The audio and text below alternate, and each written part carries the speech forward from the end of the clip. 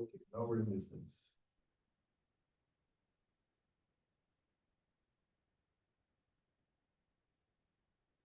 All right, so, okay, so let me get back to the PowerPoint here. Okay, so what was I saying? Oh, so, I was saying that the simple distillation process works best for solutions where the difference in boiling points of the components of that solution is greater than 30 degrees. Now, if the boiling point difference is narrow, then fractional distillation possibly could be a more useful way, a better way of separating such a mixture. So in the case of fractional distillation, it's basically a modified version of the simple distillation where we add this extra fractionating column, which is made up of, the material inside here is made up of some inert material. It could be copper, which won't react with the substances involved. Copper is one possible type of material that could be used here. Another type of material would be like glass beads, but basically some inert material that will not react with any of the substances that would be in the flask. Now, the reason why this works better for solutions where the boiling point differences are more narrow is because what's happening in this column right here is repeating heating and cooling of the vapors that are emerging from the distilling flask, right? So what happens actually is that when you heat your mixture here, some vapors will come up, and in fact, basically what will happen is that the vapors that are produced will be more abundant in the lower boiling point liquid, but it will still have some of the other liquid present. So that will hit the initial lower part of the column right here, and then there'll be more hot vapors coming up, which will heat those liquid that is residing right here. And when that is vaporized, it becomes more richer in the lower boiling point component. And that repeated heating and cooling will continue along the column until when the vapors emerge from the column, it will have basically 100% of the lower boiling point vapor, and therefore that will come down the condenser, condenses, and then gets into the adapter. All right, so that's basically how this works. All right, so this works, best for components, for solutions where the components have a boiling points of 30 degrees or less. All right, so that's basically what happens in the case of fractional distillation. And as I said before, for those of you who have to do organic chemistry, you'll be doing, I'm quite sure you'll be doing, well, simple distillation for one, but also fractional distillation. All right.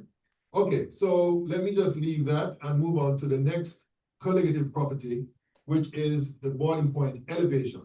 Now, before I get into the actual description of that, I want to introduce or reintroduce to you, because this is something that you should have met in Chem 1, this diagram, which is known as a phase diagram, right? And as you can see here, you have the pressure, excuse me, plotted on the y-axis and the temperature on the x-axis, right? Now, these lines here represents the various pressures and temperatures where you have the equilibrium between different states, right? So the solid lines I'm referring to, all right? So for example, this line here represents the various temperatures and pressures where you have an equilibrium between the solid state and the vapor state. This line represents the equilibrium at different temperatures and pressures where you have an equilibrium between the solid and the liquid state. And then this line represents the various temperatures and pressures where you have an equilibrium between the liquid and the vapor state, right? So basically, as far as this line is concerned, it represents basically the different melting points at different temperatures and pressure, because by definition, and you should have learned this earlier, I'm going to write this down here. Let's see if I can squeeze it up here. The melting point is the temperature at which there is equilibrium between the solid and liquid states. All right? So that's what this line represents. The different temperatures and pressures where you have an equilibrium between the solid and liquid state. This line here represents the different temperatures and pressure where you have an equilibrium between the liquid and vapor state. In other words, the boiling point, right? So let me put it right here. The boiling point is the temperature at which there's an equilibrium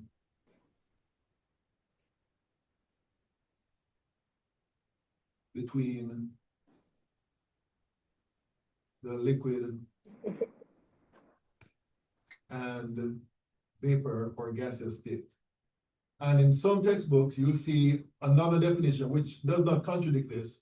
Another definition of the boiling point is basically the temperature at which the vapor pressure of the liquid is equal to the atmospheric pressure or the prevailing pressure. Usually it's atmospheric pressure that they're referring to, all right? So if you see that in your textbook or in any literature source, any chemistry textbook, it's the same thing, doesn't contradict the definition that I have here, all right? So what we'll be talking about basically for now is the effect of adding a solute to a solvent in terms of the boiling point, right? So basically we're talking about what the boiling point is when the solvent is pure, and we're going to basically focus on water, but this can apply to pretty much any solvent. You're going to see the change, or we're going to talk about the change in the boiling point of the solution that is formed when you add a solute compared to the boiling point of the pure solvent, all right? So remember now, this line represents the different boiling points for the pure solvent, all right? Now, when you add a solute to a solvent, as we learned earlier, the vapor pressure is lower, all right? So basically, if we're talking about the boiling point of water, right? At 1 atmosphere, which is the normal boiling point of water, the vapor pressure will be equal to the atmospheric pressure here for water, right? So basically we drop a line down here and where it cuts the x-axis, that would be the boiling point of water, which we all know to be 100 degrees Celsius, all right? Now, if you add a solute to the water, let's say you add sucrose to it. As I said before, the vapor pressure will be lower. So let's say you did that at the boiling point here. Then what's going to happen is that the vapor pressure will be lowered to some value less than 1 atmosphere. So at this point, the solution that is formed will not be boiling, right? Because the vapor pressure is not equal to the external pressure, which is 1 atmosphere. So in order to get it boiling, what you'd have to do is increase the temperature. And by so doing, you're going to increase the vapor pressure until the vapor pressure is now equal to 1 atmosphere. So the new boiling point can be found by dropping a vertical line down here. And this will be the boiling point of the solution, which would be, of course, different and in fact higher than the boiling point of the pure solvent. So there will be an elevation of the boiling point. And that's the effect that adding a solute to a pure solvent will have on the boiling point. The boiling point of the solution will increase or will be greater than the boiling point of the solvent. And there's actually a quantitative relationship between that boiling point elevation and the concentration of the solution. So let me, so this here is basically the elevation of the boiling point. So basically the elevation of the boiling point would be equal to what we see right here. Delta TB, that's the elevation of the boiling point, will be equal to TB, which would be the boiling point of the solution, minus TB0, which would be the boiling point of the pure solvent, right? So those are the terms right there. And of course, because the boiling point of the solution is greater than the boiling point of the pure solvent, the difference between the two, which would be the final minus the initial, would be TB minus TB0, which is delta TB, would be positive, all right? Because the boiling point has been elevated, all right? And as I said before, there's a quantitative relationship between the concentration of the solution and the elevation of the boiling point, and that is given by this equation right here. Delta TB is equal to minus KB, is equal to KB, I'm sorry, times M, all right? Delta TB is the elevation of the boiling point. KB is a constant known as the molar boiling point elevation constant, and the units would be degrees Celsius over M. It can also be K over M, Kelvin over M. So let me just put that down here. It wouldn't make any difference on the numerical value, but the units can be the same as K over M, all right? So that is called the molar boiling point elevation constant. And in some of the textbooks, and I think this is true for the textbook for this course, it is also called the ebullioscopic constant. I write that down, I'm sorry. It's also called the ebullioscopic, I hope I'm spelling this right, scopic constant. All right, so that's KB. That's KB, all right? The ebullioscopic constant, same thing as the molar boiling point elevation constant, all right? So that's the quantitative relationship between the elevation of the boiling point and the M. And the KB value is particular for the solvent, not the solute, right? So different solvents will have different values for KB. In fact, can I move to the next page? I want to make sure you have all this down. The next page I think has, oh no. Let me jump a few pages just to show you something. Okay, this page right here gives you values for KB right here for different solvents. So water has this value, benzene has this value, and so on and so forth. So different solvents will have different values of KB, all right? Okay, so let me go back to, okay, so this is what we just looked at. Okay, so the next colligative property that we're going to look at is what is known as freezing point depression. And in order for us to understand what's happening as far as this is concerned, we have to focus on this part of the plot right here, the graph, right? So remember now, the freezing point is the temperature at which you have an equilibrium between the solid and the liquid state, right? So we're concerned with this line here for the pure solvent, right? So the freezing point of water, which is what this diagram is all about, is right here when the pressure is 1 atmosphere, right? So what happens when you add a solute to the water? Again, as we said before, the vapor pressure will decrease. So basically, let's say that you have the water here at about the freezing point, you add your solute to it, the vapor pressure will decrease to this line here, right? This line here would be the line for the solution and not the pure solvent. So basically, it's not freezing anymore. It's not at the freezing point. So in order for you to make sure that the solution is freezing, what you'd have to do is lower the temperature, which means that the vapor pressure would increase here up to 1 atmosphere, and the new freezing point will be given by where the vertical cuts the x-axis right here. So this is the new freezing point. This was the initial freezing point of the water. This is now the new freezing point of the solution. So there's obviously a decrease in the freezing point, right, when you add your solute to the solvent. So basically, what you're going to see here, this is the relationship between the freezing point of the solution and the freezing point of the solvent. The difference between the two would be equal to the change in the freezing point. Now, because the freezing point is less than, because the freezing point of the solution is less than that of the solvent, that means that delta TF is going to be negative, right? As a result. And therefore, again, just as in the case of boiling point elevation, we can establish a relationship, again, a quantitative relationship between the elevation, or I should say the depression of the freezing point and the concentration, and that is given by this equation right here. Delta TF is equal to minus KF times M, right? Delta TF is the depression in the freezing point, and M is the molality, and KF is a special constant, kind of similar to the KB that we saw earlier. KF is the molar freezing point constant, or more specifically, the molar freezing point depression constant for the solvent. And again, there's another alternative term. It's called the cryoscopic constant. You might see this in your textbook as well.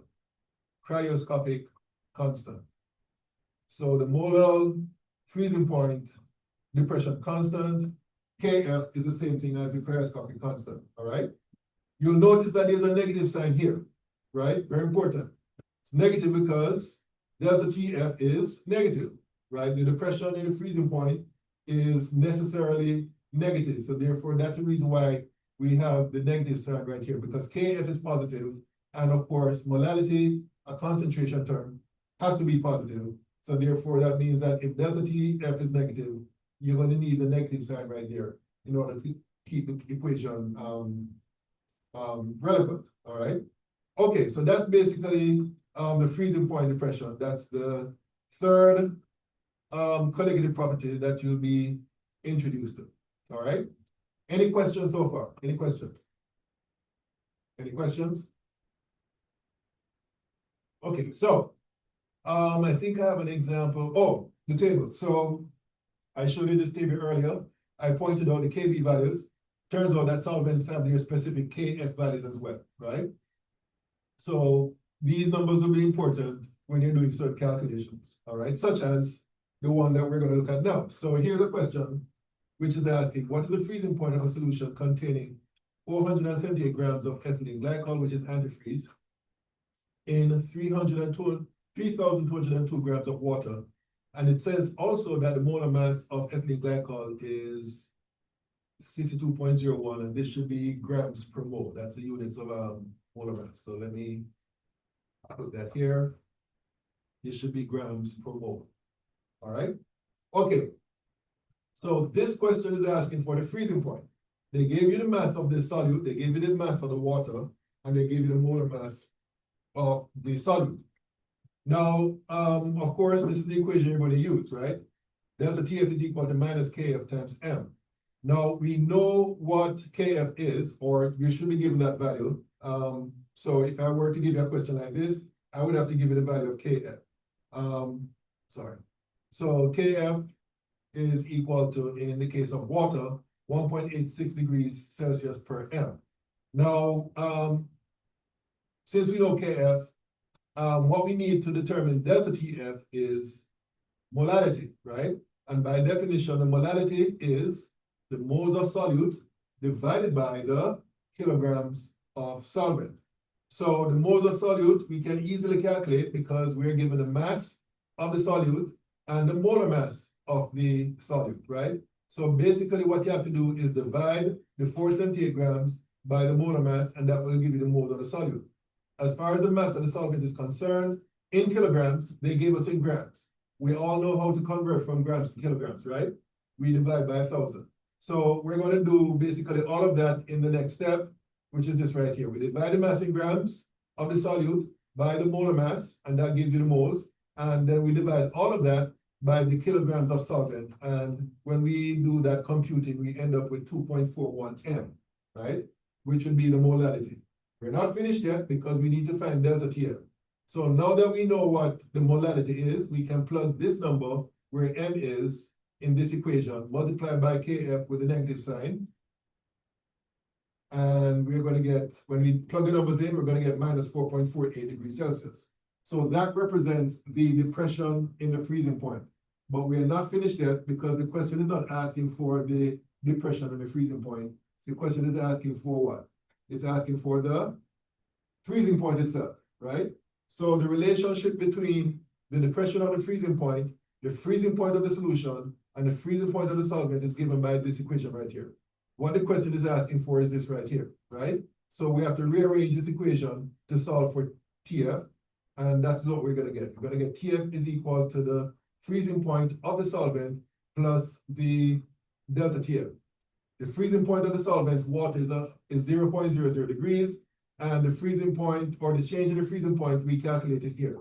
So we just plug those numbers in, and we get that as our final answer, minus 4.48 degrees Celsius. All right? Any questions about this? Any questions? Any questions about this example? No questions? All right, so based on what we have covered so far, we can return to the assignment.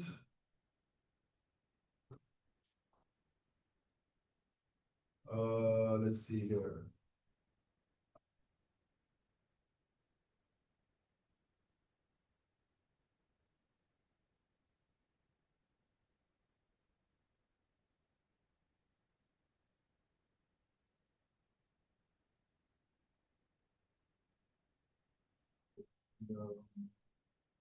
Okay, so let me scroll down to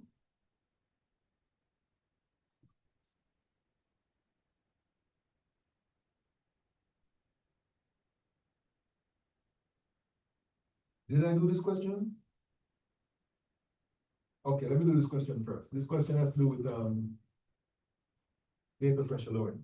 It says, if I add 45 grams of glucose to 500 grams of water, what is the vapor pressure of the solution? And it gives you the vapor pressure of pure water is 3.17 kilopascals at 25 degrees. All right, so turn on my pen. All right, so Rayo's law is what we're going to use. Let me write Rayo's law up here. It is the vapor pressure of component A in the mixture is equal to the mole fraction of A times the vapor pressure of pure A, right? That's the equation we're going to use. So basically, we're forming a solution between glucose and water, right? So if you remember yesterday, when I introduced this topic to you, remember I said that as far as a mixture is concerned, the total pressure would be equal to the mole fraction of one component. Now, I'm going to use G for glucose, right? So mole fraction of glucose times the vapor pressure of glucose plus the mole fraction of H2O times the vapor pressure of H2O. And this should be pure H2O and pure glucose, right? Now, the thing about glucose is that it's a solid. So therefore, we can assume that the vapor pressure of glucose is equal to 0, right? Because solids do not vaporize very easily, right? So basically, if this is 0, that means that all of this here would be 0. So that means that the total pressure of the solution would be equal to the mole fraction of water times the vapor pressure of pure water, all right? So we know what the vapor pressure of pure water is. It's given right here. So what we need to calculate here is the mole fraction of water. So how do we do that? What's the definition of mole fraction? Can anybody remind us? Mole fraction by definition is what?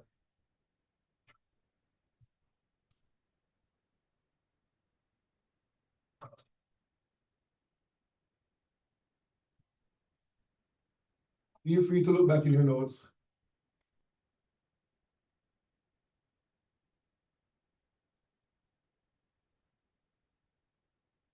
If I remember correctly, I gave you mole fraction of A is equal to what? Exactly. So in the case of water, it would be the number of moles of water divided by the sum of the moles of all the components in the mixture, which would be the water plus the glucose, right? So let's find the number of moles of water first. How would we find the number of moles of water?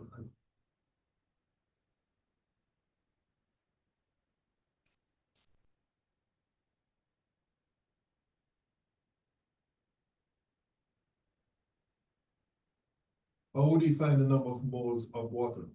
Divide 500 grams, 500 grams by, the molecular weight. okay, so the molar mass of water is 18.02 grams, right? So let me get my cheap calculator and work this out.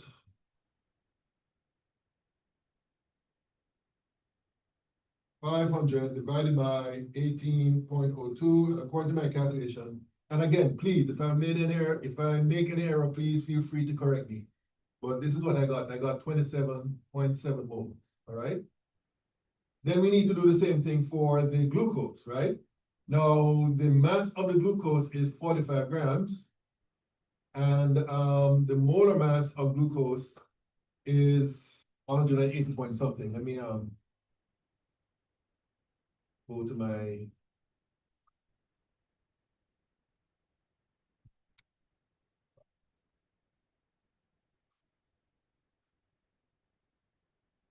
molar mass calculator.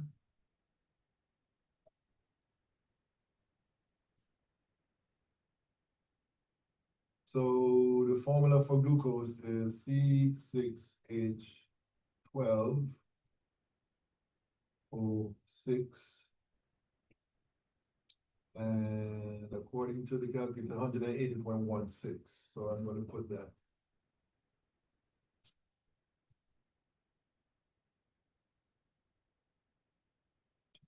$180.1. Oh, I'm sorry, that should be below. So 180.16 grams for every 1 mole, right? So that's how I've set that up. Okay, so let me get back to the second question. Okay. So this should be mole. So let's do the calculation. So 45 divided by 180.16. According to my calculation, this works out to be equal to 0.25 mole, right? So therefore, NT, the total moles, will be 27.7 moles plus 0.25 moles. So let's see what that gives. 27.7 plus 0.25. And according to my calculation, this works out to be, when you round off to one decimal place. I got 28.0 moles. All right. So the mole fraction of water would be equal to the number of moles of water, which is 27.7 moles, divided by the total moles, which is 28.0 moles. In fact, let me just kill 2 birds with 1 stone. To find PT, that would be equal to the mole fraction. That would be equal to the mole fraction of water times the vapor pressure of pure water, right? So this is the mole fraction of water multiplied by the vapor pressure of pure water, which is 3.17 kilopascals. And whatever that gives you, that will be the answer. So 27.7 divided by 28 times 3.17. And according to my calculations, rounded off to 3 sig figs, this is going to be equal to 3.14 kilopascals. And that will be the final answer. All right. Any questions about this? Any questions? Any questions? No questions? All right. Is it okay for me to clear this? All right, so let me do that. Let's scroll down. Okay. Oh, this is the one I told you guys to try. How many of you have tried this one? Oh, really? Okay, let me hear your approach. Well, let me just read the question first, right? So this question says, you are given this mass of a solute, 96 grams. They mention non-volatile. Basically, like I said in the previous question, what that means is that no vapor is produced by it, right? And then it tells you that the solvent is, the amount of solvent is 5.25 moles. The vapor pressure of the solvent is 1.161 atmospheres. And the question is asking, what is the molecular weight of the solute? And it also says that the vapor pressure of pure toluene, the solvent, is 0.184 atmospheres. Okay, so you said you tried it, right? No, I'm not sure. Okay, let me hear. At least let's start off with whatever you have. So I started off with 0.161 atmospheres, going down to 0.184 atmospheres. Okay, and why did you do that? With the solvent, what's it called? The molecular fraction. The mole fraction, exactly. So, okay, stick a pin, just to explain for the benefit of everybody else. Remember that P of A is, in fact, since we're using toluene, let me use a symbol for toluene. So, so P of toluene, the vapor pressure of toluene in the mixture would be equal to the mole fraction of toluene times the vapor pressure of pure toluene, right? So what he was doing was finding the mole fraction, right? The mole fraction of toluene is equal to the vapor pressure of toluene in the mixture divided by the vapor pressure of pure toluene, right? So what he did was plug in a value for the vapor pressure of toluene in the mixture and the vapor pressure here of pure toluene, and that will give you the mole fraction of toluene, all right? So what does that give? 0.161 divided by 0.184. Okay, so did you get 0.875 for? Yeah. Okay, good. All right, so far so good. What did you do next? 0.875. Okay, what did you do next? One and then divide that 0.75. I'm sorry, read that. 1 minus 0.75. Good. 0.125. Wait, oh, I'm sorry, this should be,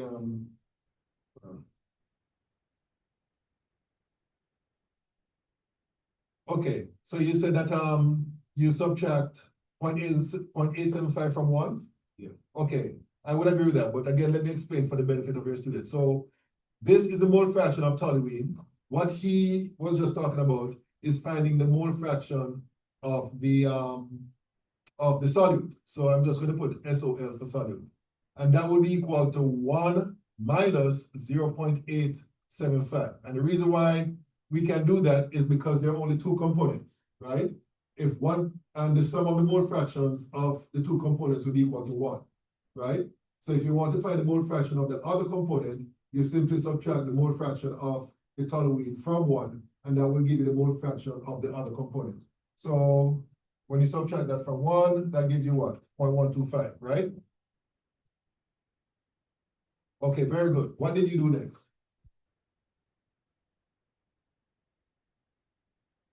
Then it was going to be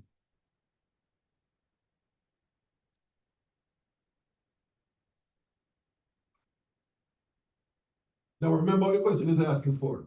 The question is asking for the molar mass of the solute, right? So far, we have found the mole fraction of the solute.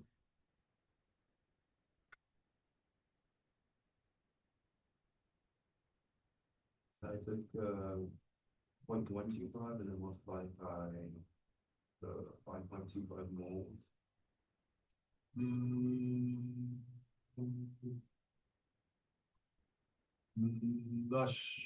Okay, hold on. Yeah, that- So, okay, so this would equal to, I'm not sure that would help. Yeah, that's why it's on. Yeah, okay, all right, fine, no problem. All right, but, you know, if this was a 10-point question, you'd probably get 5. Because the next step is what's the definition of mole fraction of the solute? And that would be the number of moles of the solute divided by the number of moles of the solute plus the number of moles of the toluene, which is the solvent, right? So the number of moles of the toluene is given here, 5.25 moles, right? So let me rewrite this as number of moles of solute divided by number of moles of solute plus number of moles of toluene, which is 5.25 moles, right? So basically, what we have to do is find, using what you have learned in algebra, the number of moles of solute, right? We have it here, we have it here. So let's see if you remember your algebra stuff. If this is equal to 0.125 moles, right? How will you find the number of moles of the solute? Let's say this is X, right? In fact, let me rewrite it here. X over X plus 5.25 moles is equal to 0.125 moles, right? So let me hear what you have to say concerning solving for X.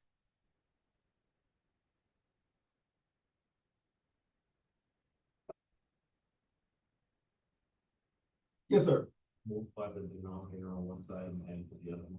Okay, so if I get you right, you're saying X would be equal to 0.125 moles times X plus, oh, by the way, I made a mistake. Mole fraction has no units, so there should be no mole here, there should be no moles here, okay. So, and there should be no moles here, all right?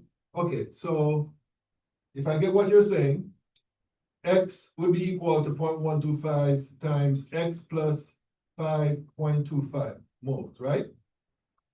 Okay, good. What next? The Distribute. So you're gonna get x equals to 0.125x plus 0.125 times 5.25. So let's do that, 0.125 times 5.25. And according to my calculation, again, please correct me if I'm wrong, but I got 0.656. Whoops, 0.6. 0.656 moles. All right. What next?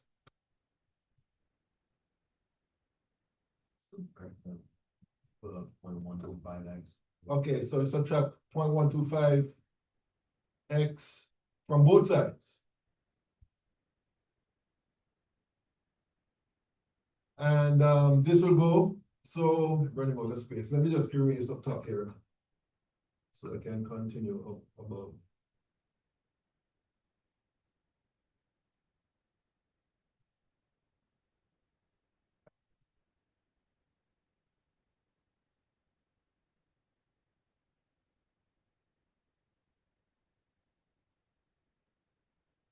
Okay, so what was I saying?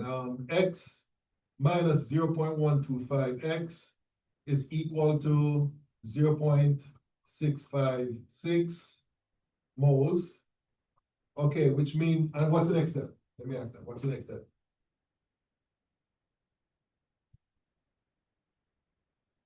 One minus 0.125.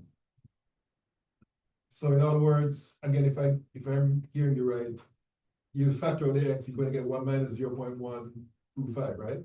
And that will equal to 0.656 moles.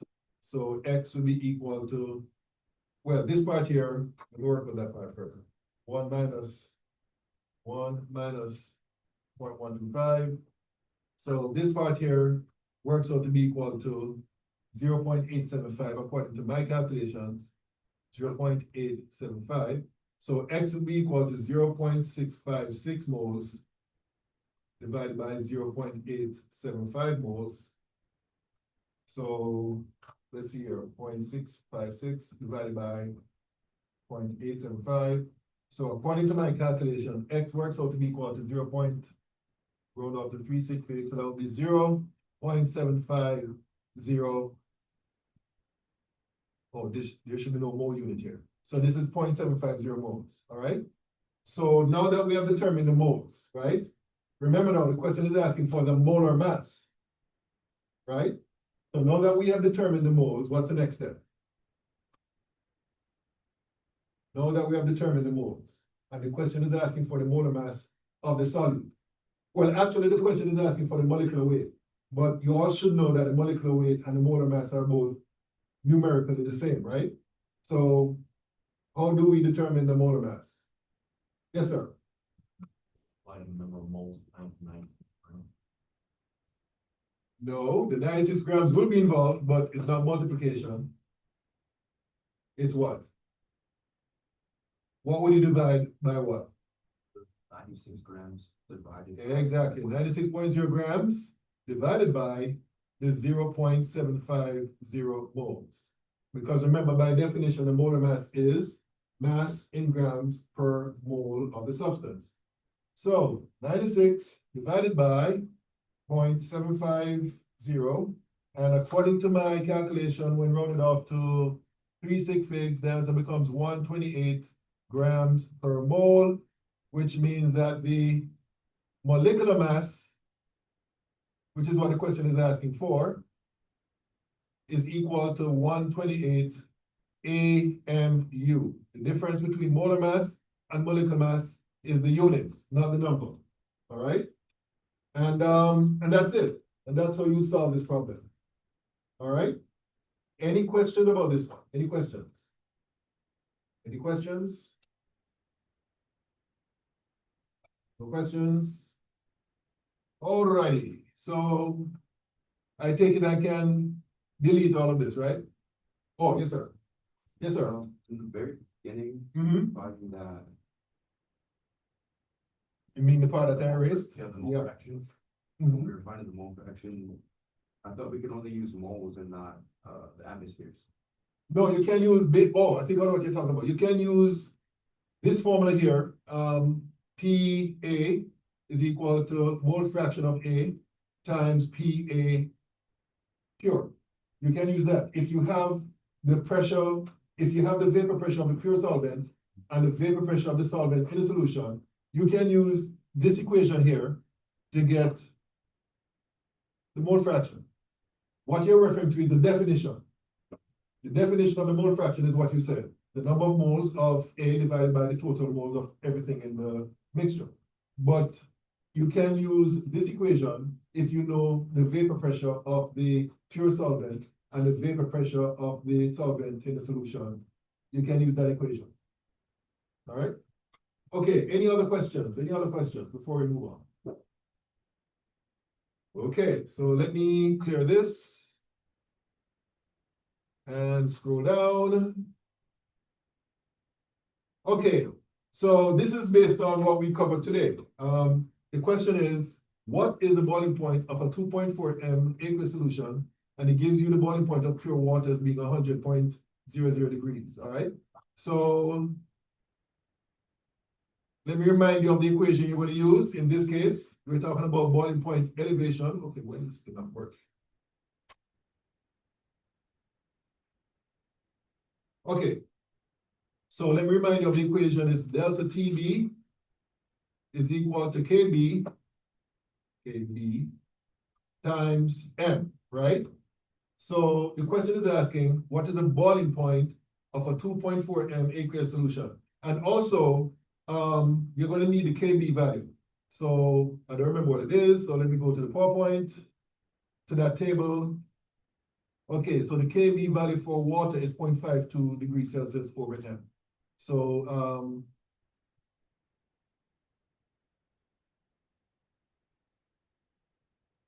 KB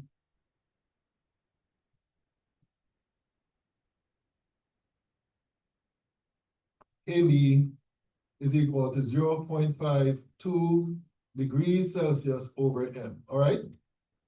Okay, so let me hear your ideas about solving this problem. They gave you the molality, the concentration, they gave you the boiling point of water, and you're given this right here, you're gonna need that, and this is the equation that you're gonna use. So how will you solve this problem? What's the first step?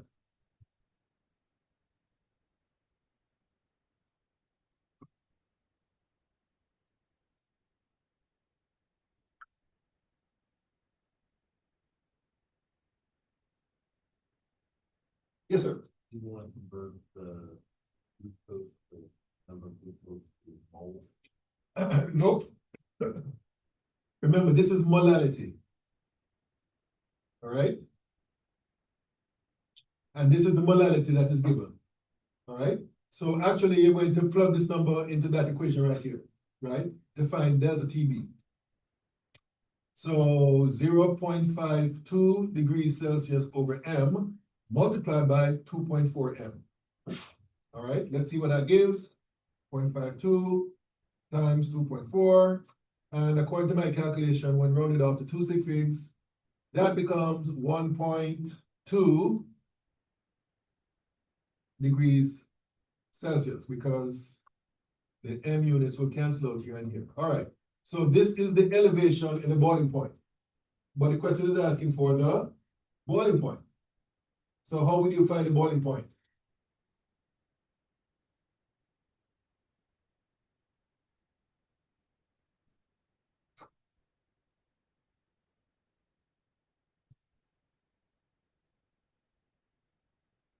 What's the relationship between the boiling point and the, I'm sorry, what's the relationship between the boiling point of the solution, the boiling point of the solvent, and the boiling point elevation? What's the relationship between those three terms? We were just introduced to it earlier. Let me give you a hint. Delta T B is equal to what?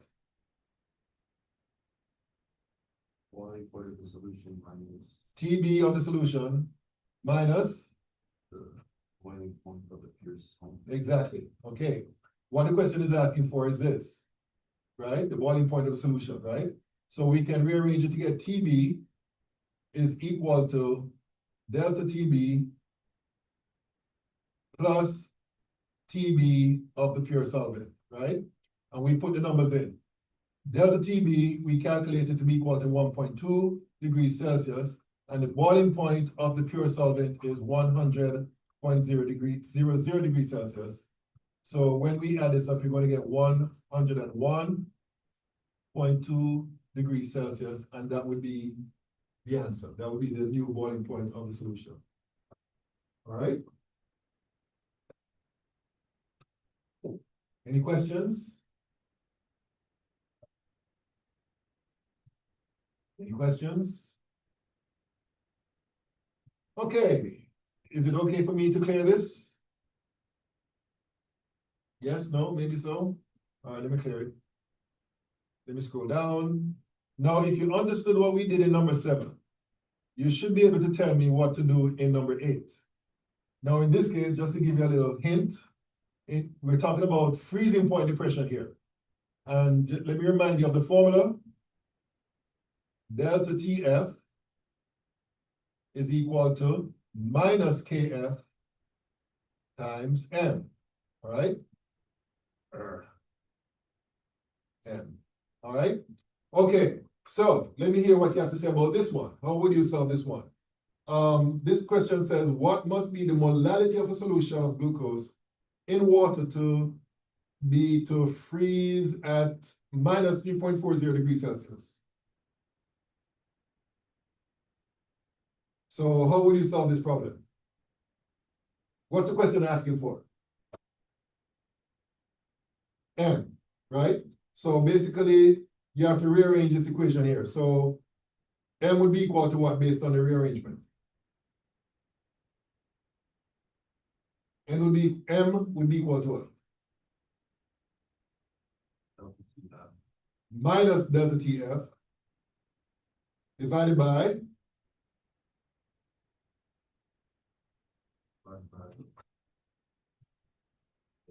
well, the negative is here already, KF, right? So again, we need to use the KF value. So I don't remember what it is. KF for water is 1.86. Okay, so going back here. So let me just write that down here.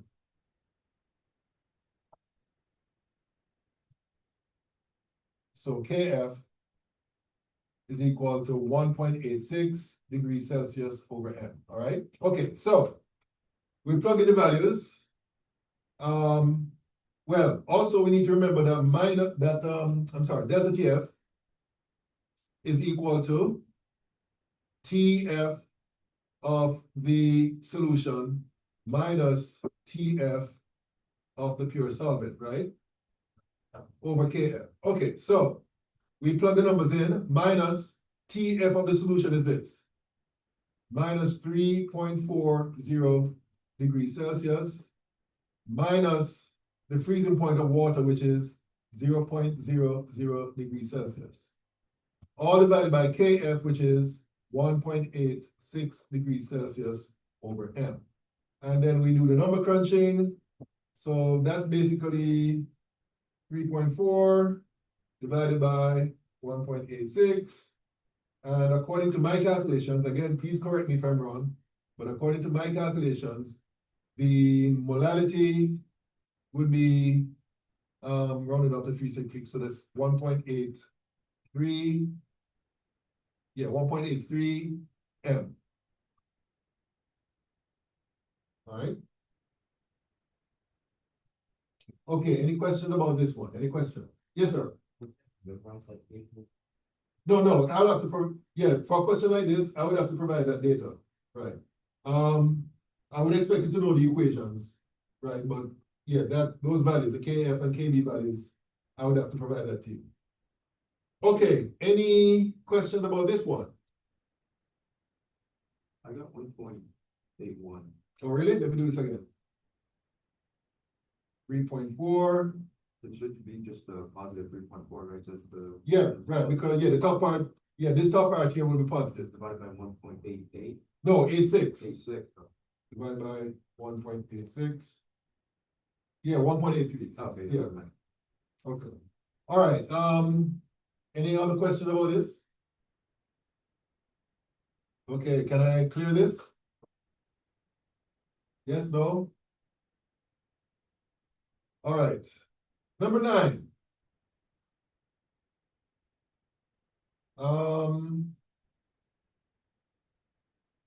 It says an aqueous solution freezes at minus 6.51 degrees Celsius.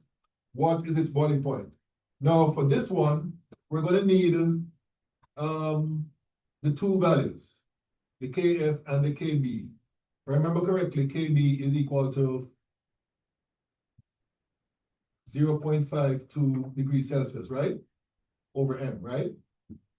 And then the Kf we just looked at is 1.86 degrees Celsius over M. So we're gonna need those two values. We're also gonna need the equations for delta Tf is equal to minus Kf times M, and delta Tb is equal to minus Kb times M, right? So these are all the things that we're gonna need, and the question says that the freezing point of the solution is 6.51 degrees Celsius. So the question is asking, what is the boiling point? So let me hear some ideas. How would you solve this problem? What would be the first step?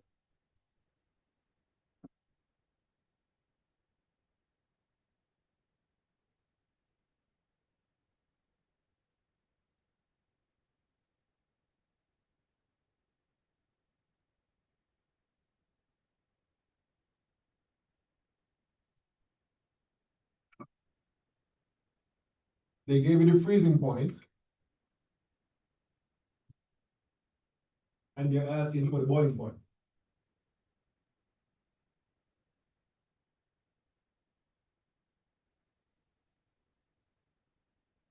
Of the solution.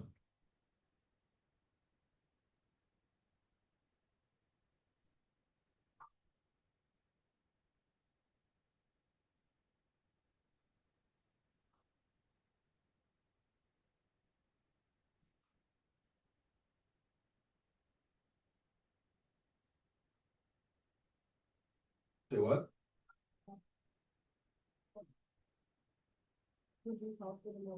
There you go. You see, we're here. So how would you solve for the molality in this question? M. Yes, sir. Negative 5.1 divided by 0.52. 0.5.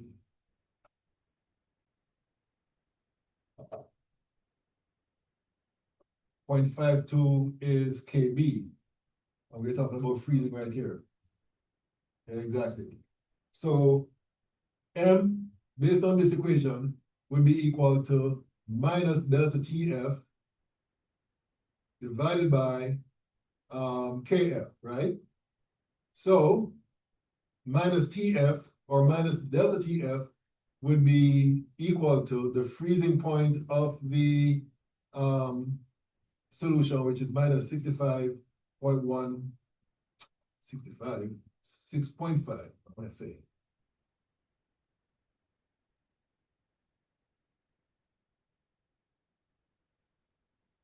(6.51 degrees Celsius) minus the freezing point of the pure solvent, which is water, which is 0.00 degrees Celsius, divided by the Kf, which is the 1.86 degrees Celsius over M. So let me work that out. So that is basically 6.51 divided by 1.86. And according to my calculation, this works out to be 3.5 M. All right? So far, so good. Now that we have the molality of the solution, what's the next step? You would plug in numbers to figure out the change of. You mean this equation right here? Yeah. Okay, so delta TB, which is the elevation at the boiling point, would be equal to KB, which is 0.52 2 degrees Celsius over M multiplied by the molality which we just calculated, which is 3.5 M. So let me see what that gives. 0.52 times 3.5. So according to my calculation, this works out to be equal to, this will work out to be equal to 2 so this will be 1.8 degrees Celsius. So that's the boiling point elevation. But the question is asking for the boiling point, right? So how do we get the boiling point? To the boiling point of your water. Exactly, the boiling point of the solvent would be equal to the boiling point elevation. I'm sorry, boiling point of the solution, I'm sorry, would be equal to the boiling point elevation plus the boiling point of the pure solvent. So that would be 1.8 degrees Celsius plus the boiling point of the solvent, which is 100.00 degrees Celsius. So that would be equal to 101.8 degrees Celsius. That's how you do it. All right? Any questions about this one? Any questions? Any questions? I'm sorry? That's the boiling point of pure water. Yeah. Oh, by the way, you guys out there in Zoom, feel free to chip in if you have any questions, or if you want to answer any questions that I ask, feel free to participate. Okay, so no question about this. So let me clear this and scroll down to question number 10. So question number 10 is asking for the molar mass of a solute if 9.00 grams is in 250 grams of water freezes at 0.372 degrees Celsius. Okay, so it's asking for the molar mass, and just like before, the molar mass by definition, just to remind you, is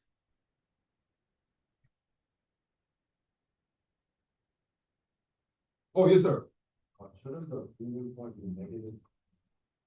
It's like a good question. Oh gosh, and I erased it.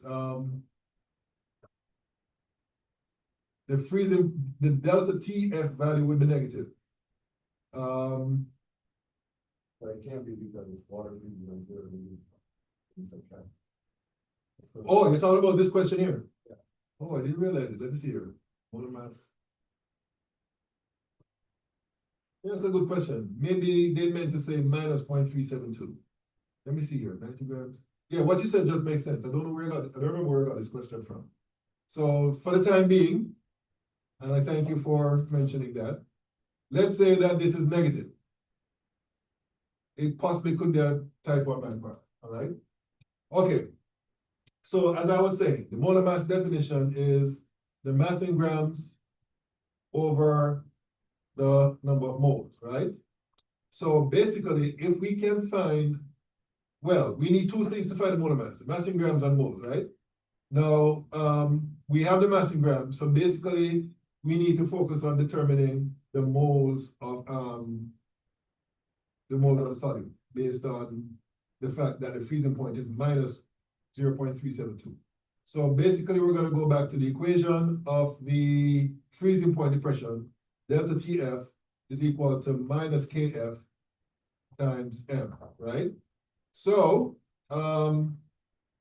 basically, we can find the molality, which is going to be equal to minus delta TF over M, right? Over KF, I'm sorry, over KF. So let's put some numbers in.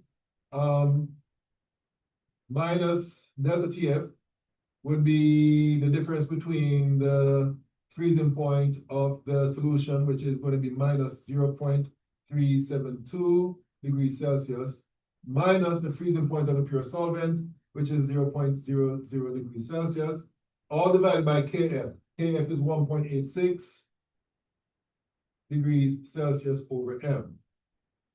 So let's see what that gives. So that's basically 0.372 divided by 1.86. And according to my calculation, this works out to be equal to 0.200 M. So that's the molality of the solution. Now, how do we get from the molality to moles? Well, the answer lies in the fact that the mass of the solvent is 250 grams. You need to remember that molality is equal to the moles of solvent divided by, moles of solute divided by the kilograms of solvent, right? So basically, to get the moles of the solute, you're going to take the molality, which is 0.200, and I'm going to express the units of molality as moles per kilogram. And then we're going to multiply that by the mass of the solvent, which is 250 grams, which we have to convert to kilograms. So 1 kilogram divided by 1,000 grams is what you're going to multiply that by, right? So the kilogram units will go, the gram units will go, and whatever you get as a result of this calculation will be the moles. So 0.2 times 250 divided by 1,000, and when rounded off to 3 sig figs, or I should say 2 sig figs, will give you 5.0 times 10 to the minus 2 moles. All right? So that's the number of moles. So now, let me just have a separation here. So to get the molar mass, which is what the question is asking for, that will be equal to the mass in grams, which is 9.00 grams, divided by the moles, which is 5.0 times 10 to the minus 2 moles. And let's see what that gives.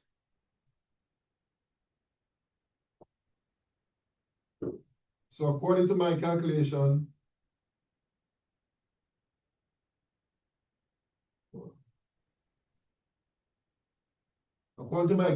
this works out to be equal to 180 grams per mole. And that would be the final answer. All right? Any questions about this one? Any question? Yes, sir. For the 5.0 times 10 to the negative 2, so then we just write like 0.05 and. Well, yeah, you can write 0.050. I just wrote it based on what my calculator displayed. But yeah, you could rewrite that as 0.050 because they have to indicate 2 sig figs. All right? Any questions? Any questions about this one? No questions? All right. Can I clear this? Can I clear it? All right, let me do so. And let's see what's next. Okay, so we can't do that question yet because we have one more colligative property to discuss. So let me go back to the PowerPoint here.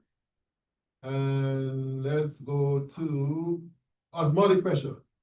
So this would be the fourth and final colligative property that we're going to discuss. So first we have to define this term osmosis. And you may have met some of these terms in biology courses because osmosis is very important when it comes to certain biological processes, right? So basically, as you can see on the screen, osmosis is the selective passage of solvent molecules through a porous, or in some textbooks, they call it a semi-permeable membrane from a dilute solution to a solution which is more concentrated, right? So basically what we're talking about here, and that is represented in this diagram here, you have a semi-permeable membrane and you have a dilute solution of whatever, could be sucrose, could be anything. And then you have the more concentrated solution on this side. And what's going to happen is that the solvent molecules will move at a faster rate going from the dilute to the concentrated, right? You will have the passage of some solvent molecules going in the other direction, but the net movement will be from the more dilute solution to the more concentrated solution. And that will continue until both solutions are of the same concentration. And we say that those solutions are isotonic. We're going to meet that term later on, right? Now, this here explains why that happens, because what happens as far as the membrane is concerned. It has small pores, and the pores are small enough to basically prevent the movement of the larger solute molecule. So the smaller solvent molecules will be able to go back and forth through the membrane more quickly. So therefore, that's the reason why you have the net movement of the solvent molecules through the pores from the more dilute part to the more concentrated solution, all right? So that's basically what happens in osmosis, all right? So that's basically telling you what the role of the semi-permeable membrane does. It allows the passage of the solid molecules, which are smaller, and basically prevents or reduces the passage of the larger molecules. Okay, so, and then this term here, osmotic pressure, right? By definition, the osmotic pressure is the pressure required to stop osmosis, all right? So that's the definition of osmosis, osmotic pressure. And the formula for calculating osmotic pressure should look somewhat familiar to you guys, right? Pi is the Greek letter that is used to represent osmotic pressure, right? And pi is equal to M times R times T. M is the molarity, R is the molar gas constant, and T is the temperature in Kelvin, all right? And this should look somewhat familiar because it resembles the gas law, ideal gas law. Remember that law? PV is equal to nRT. Very similar, right? The only difference is that we're using pi instead of P, all right? So that's how we calculate the osmotic pressure of a solution. So here's one applicable biological system as it relates to what we just talked about, right? So I'm quite sure you guys are familiar with a blood cell, right? Which has no nucleus, and it has a thin membrane, and it has some contents in it. It's an aqueous solution of different things, ions and proteins and all that, hemoglobin especially, all that good stuff, right? Now, in order for the blood cell to function, it has to basically maintain the shape, right? Now, what we're looking at here is a situation where the blood cell is placed in a solution that is isotonic, which means that the concentration of the different components in the blood cell is equal to that outside the blood cell in the aqueous environment, right? In that particular situation, and by the way, the membrane is semi-permeable. You can have, the solvent molecules passing through, the water molecules passing through the membrane back and forth, right? So in the case of an isotonic solution where the red blood cell is placed in, what you're going to have is that you're going to have equal rates of the flow of water molecules through the membrane into the cell and out of the cell, right? So as a result, there's a kind of equilibrium that is maintained such that the cell will maintain its shape. Now, the middle picture here shows you what happens when you place the same blood cell in a solution which is hypotonic. And what that basically means is that the concentration of the solution outside the cell is less than what is inside the cell, right? So what's going to happen is that in this particular environment, you're going to have more water molecules entering the cell compared to water molecules leaving the cell. So the net change is that you're going to have a net positive flow of water molecules going from outside the cell to inside the cell across the membrane. The result of that will be the swelling up of the cell, right? Because more water is being absorbed. And it can get to an extreme where the cell actually bursts. When that happens, then it won't be able to carry out its function. And there is a term for that, which I think they use in medicine or biology, whatever. And that term is crenation. No, I'm sorry, that term is hemolysis, my bad. Hemolysis. All right? When the cell bursts, all right? Here, it's the opposite, where the cell is placed in a solution that is hypertonic, which means basically that the environment, the aqueous environment of the solution is more concentrated compared to inside the cell. What will happen in this case is that you're going to have the net movement of water molecules from inside the cell across the membrane to outside, right? So what will result is that the cell will shrivel up and again won't be able to function properly. And the term for that is crenation. All right, so that's basically what happens as far as the blood cells are concerned. And that's the reason why, when they manufacture, those, what do you call it? Those bags of fluid for, intravenous, I don't remember the term.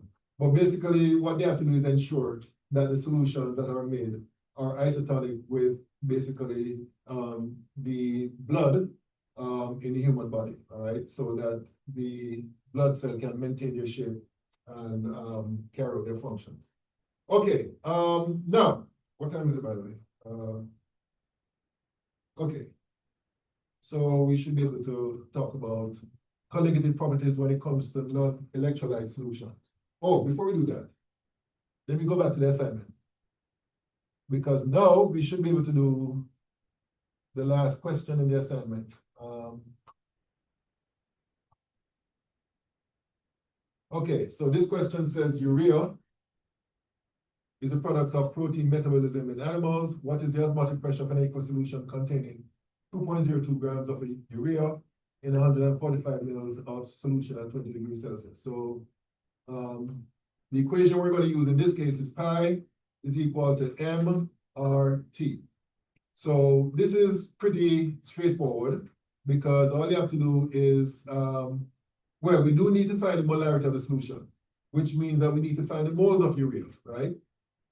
So let's start off with, finding the molarity of the solution. So we're going to start off with 2.02 grams of urea, and we're going to convert that to moles. So we need to find the molar mass of urea. We're given a formula. So again, I'm going to use my calculator here. The formula for urea is NH2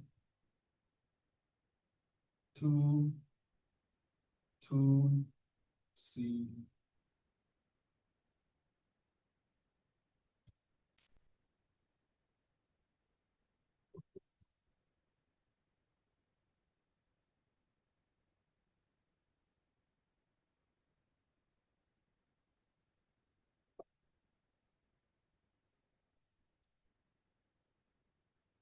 Okay. Oh, okay, so that's a form of urea. And the molar mass of urea is 60.06.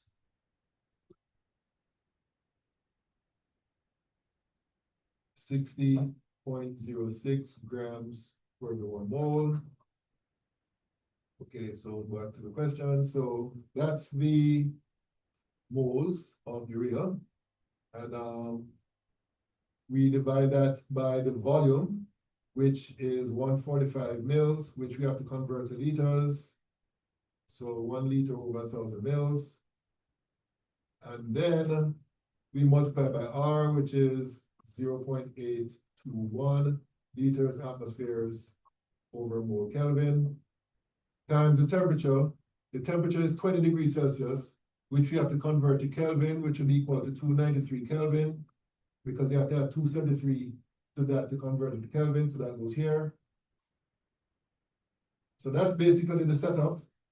So 2.02 divided by 60.06 divided by 5 times 0.821 times 293. Okay, so according to my calculation, the answer is how many sig figs? Okay, 3 sig figs. So I got 55.8 grams. I'm sorry, not grams. Atmospheres. Because the grams will cancel out here, the moles will cancel out here, the kelvins will cancel out here, the liters will cancel out here.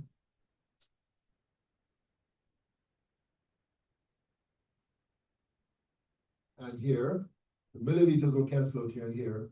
So the final unit remaining will be atmospheres, right? Okay, so that's basically how I would do that. Any question about this? Yes, sir. Where did we get the point? Oh, that's the molar gas constant. R is equal to 0.821 liters atmospheres over mole Kelvin. That is provided in the tables that you'll have access to during your exams. All right. Okay, any other questions? Any other questions? Any other questions? Okay, so, let me go back to the PowerPoint. Let me clear this first, of course. And, let me go back to the PowerPoint. Okay, so all our discussions concerning collective property so far is based on the assumption. Oh, I'm sorry, is it? Look at the table, it says 0.0821, did you write 0.8? Oh, you're right, 0.0821, thank you. So does that change? Yeah, I think that should change the momentum. So yeah, that means that the decimal point is going to move to the left. So I think the final answer is going to be 5.58. Thank you very much. So make that change, folks. Our value is actually 0.0821. And when you do the calculation, the final answer is going to be 5.58 atmospheres. All right, so please make that change. Yes, sir. Yes, ma'am. Sorry.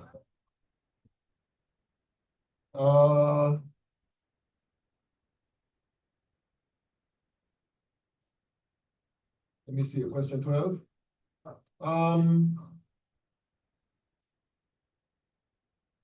Okay, let's do that one. Okay, so this question says that you have a compound. They give you the mass, they give you the volume of the solution that it's dissolved in, and they gave you the pressure, and they gave you the temperature, and it's asking for the molar mass. So again, you're going to use the same equation. So the equation again is pi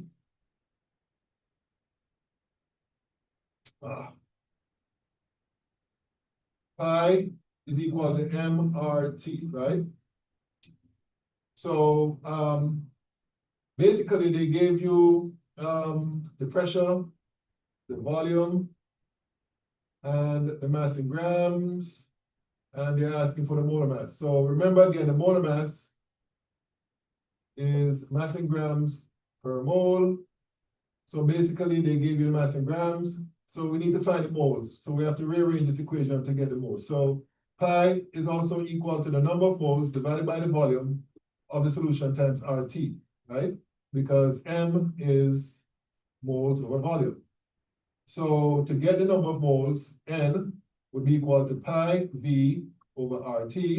And then we put the numbers in. Pi is 2.12 atmospheres times the volume, which is 0.250 liters, divided by R, which is 0.0, what was it again, 0.0? 821 liters atmospheres over mole Kelvin times the temperature, which is 25 degrees, which you have to convert to Kelvin. So you add 273 to that, that becomes 298 Kelvin, right? And then we work that out. 2.12 times 2.12 times 0.25 divided by 0.0821 divided by 298. Okay, so I got 0.0217. And this will be moles, right? So we have the mole part. You're given a mass in grams. So the molar mass is equal to 22.3 grams divided by 0.0217 moles. So 22.3 divided by 0.0217. And round it off to 3 sig figs. According to my calculations, I got 1030 grams per mole. And that's how that is done. All right, any questions about this one? Any questions? No questions? Okay, so let me clear this and let me finish up on this chapter here. Can I clear? Okay, so let me go back to the PowerPoint. All right, so as I was saying earlier, the assumption that we have been making in the previous part of this chapter, when it comes to using these equations to solve problems involving colligative properties, we're assuming that these solutes do not dissociate when dissolved, right? So we're talking about covalent solutes or molecular solutes, like glucose, sucrose, whatever, right? But you need to remember that when it comes to colligative properties, these are properties that depend on the number of solute particles, right? So that is very important when it comes to especially solutes that will dissolve, all right? So all these formulas here, we assume that the particles do not dissociate, and therefore we can just apply these formulas to solve the problems presented, right? All these problems here, or all these equations are okay when you're dealing with solute particles that do not dissociate. But when it comes to electrolyte solutions where the solute will dissociate, now you have to take into account the type of dissociation, especially the stoichiometry of dissociation. So if you look at, for example, sodium chloride, right? We all know what happens when sodium chloride is added to water. It dissolves and dissociates. It forms sodium and chloride ions.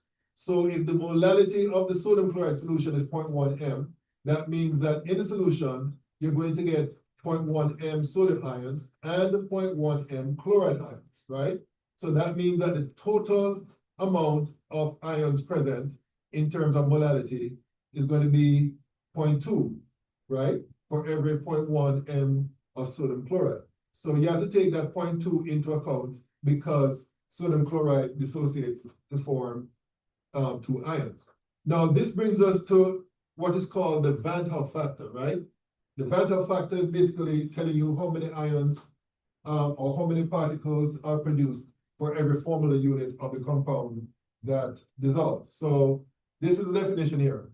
The Van't Hoff factor is the actual number of particles in the solution after the solution divided by the number of formula units initially dissolved in a solution, all right? So in the case of something that is non-electrolytic, as I said before, like glucose or sucrose, the I factor or the Van't Hoff factor will be 1 because there's no dissociation, right? In the case of sodium chloride, as we saw here, for every formula unit of sodium chloride that dissolves, you're going to get 2 chloride ions. So in the case of sodium chloride, the Van't Hoff factor is going to be equal to 2. So let me ask you this. What do you think the Van't Hoff factor is going to be in the case of calcium chloride? If sodium chloride has a factor, an I factor of 2, what would be the I factor in the case of calcium chloride?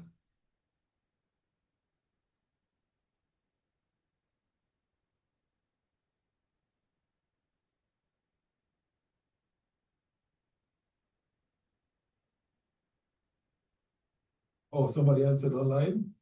Okay, so Jasmine Richardson said 3, and she is indeed correct, right?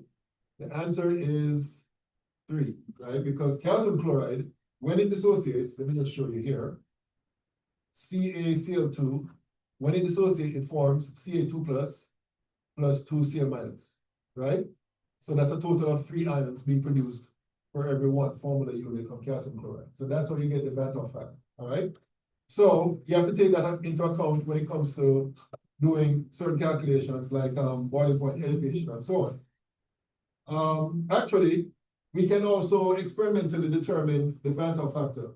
And what you're going to find is that in some cases there are discrepancies. Now, in the case of sucrose, the Van't Hoff factor will be 1 because it doesn't dissociate, right? And when it was measured, it was found to be 1, so no problem there. In the case of HCl, the Van't Hoff factor is expected to be 2, but it turns out to be, when measured, 1.9. You know, kind of close correlation there, which is fine. The same is true for sodium chloride.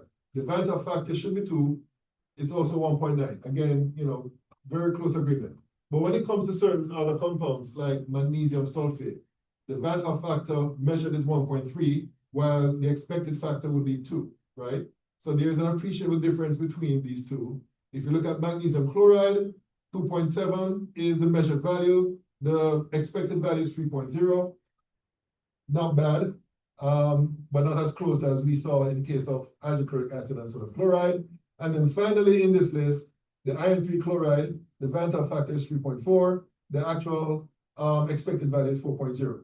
And I believe the reason why there's such discrepancy in the last three is because of the relative high charge of the cations in each case, right?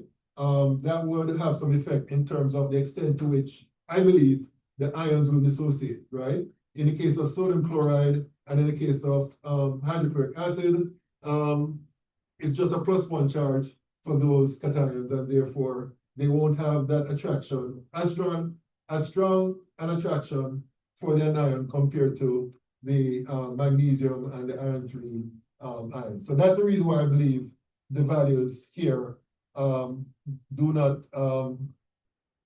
as close to the expected values here.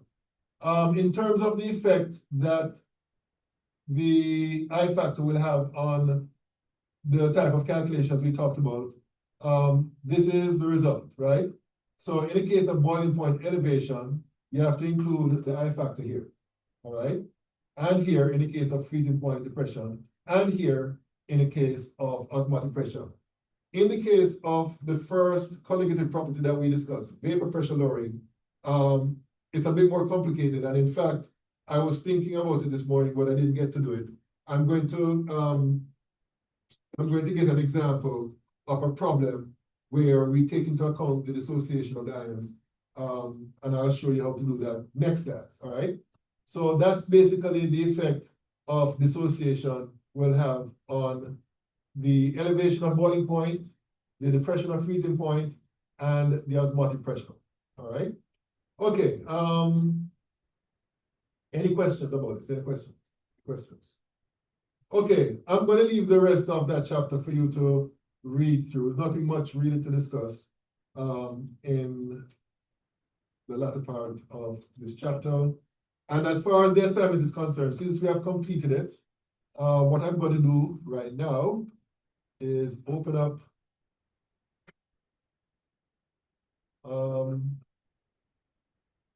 I'm going to open up a Dropbox for this assignment. So let me do this, let me do this, let me do that. And let me set the deadline date for today's what? Today's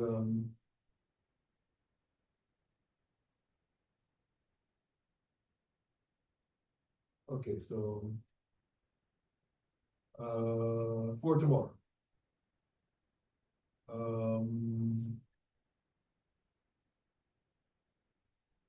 So let me do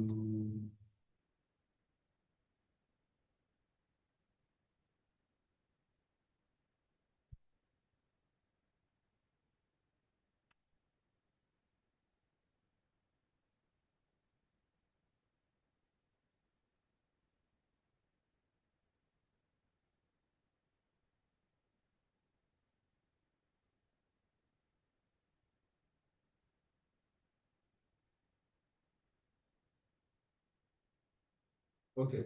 So tomorrow midnight is when it's due. So make sure you submit it there. And I'm going to post an announcement just to remind you of what I'm about to say. So make sure that you upload it as a PDF document, right? That's best. You know, do not use what's the other one, PNG or JPEG or whatever, right? Make sure you write your name, and in fact, make sure you write your name on all pages at the top, right? And what else? Make sure that it's clear that I can read it. In the past, I've had issues where it comes out dark and I can't, you know, make out any of the writings. Make sure it's legible and all that good stuff, right? So I'm going to stop here for today. And tomorrow we're going to start the next chapter, which is kinetics. All right. Okay, so that's it, folks. I'll see you guys tomorrow. What's up? I'm Josh. Well, I can get that now.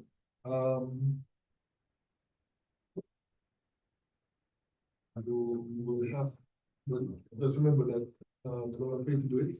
Right. You have to be in the lab, and I'm going to remember there's an in the lab. Well, it should be interesting. So let me get myself together.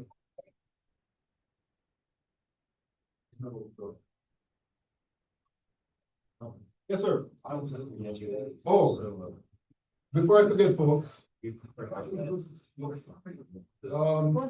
get, is Burke here? Oh, Burke is here. Kane is here. Hollis. Leonard.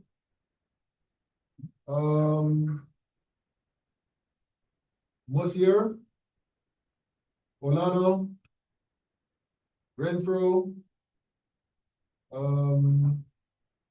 Right. I thought it's all right here. Okay, okay, you're saying? I was thinking yesterday, so doing print out this thing on the, at home for. Yeah, it's available in Canvas. If you go to files and then, you see assignment number one. Yeah. I know that they don't deliver calendar or anything from them. I mean, Sorry? I said, notice that they don't release calendar from them. So do we like, how do we know when all the dates will be correct? Well, when you go to, when you go to submit the assignment, you should see the due date on that. Yeah, so, yeah, I'm not sure how it appears on, from the student side, but like, here I have it. I just think it's better, okay? Doors assignments, and it only shows that, it doesn't show anything else. Right, that's it. So basically, it shows that it's due tomorrow. But there should be a way of you uploading it. Yeah. You don't know? Is there other assignments? No, this is the first one. That's all. Right, the one you just completed. Okay, so the due dates are just gonna be whenever we finish the chapter. Exactly. Okay. Right. And are all chapters off of, all the tests after off of each chapter? Yeah. Okay. In fact, I try to make it like 3 chapters per test. Okay, perfect. All right, All right. thank you. Yes, ma'am. I do have practice tests. I don't have study guide because the reason why I do it this way, such that you can use the assignments as, a form of study guide. Yeah. I need to publish them, so, I'll do that later on today. All right? Yes, sir. Are these Zoom, videos gonna be re-uploaded once their class is finished? Yeah, I do that right after. Okay. Yeah. Okay, so let me.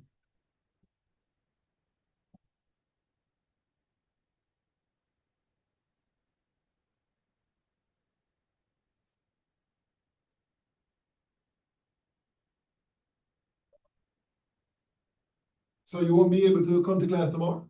Oh, okay. I will be out of town, Oh, but I'll try to join the Zoom election.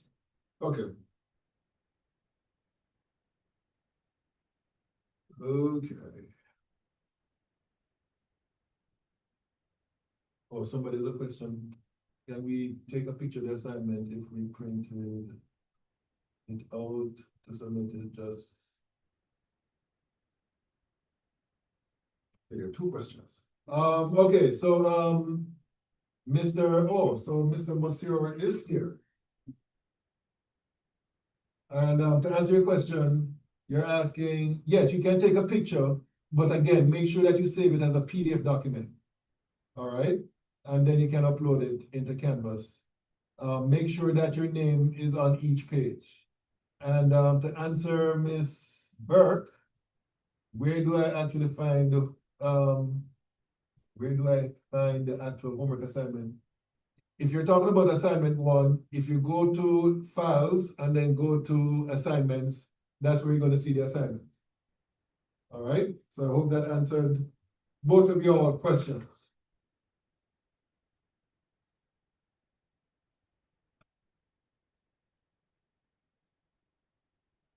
All right.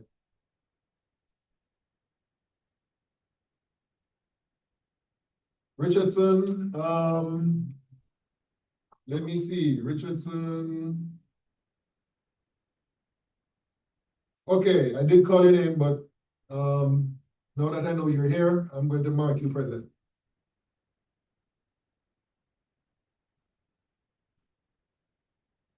Okay, any other questions before I sign off? Going once, going twice. Okay, I'm going to sign off. If you have any questions, just email me, all right? Okay, let me stop sharing.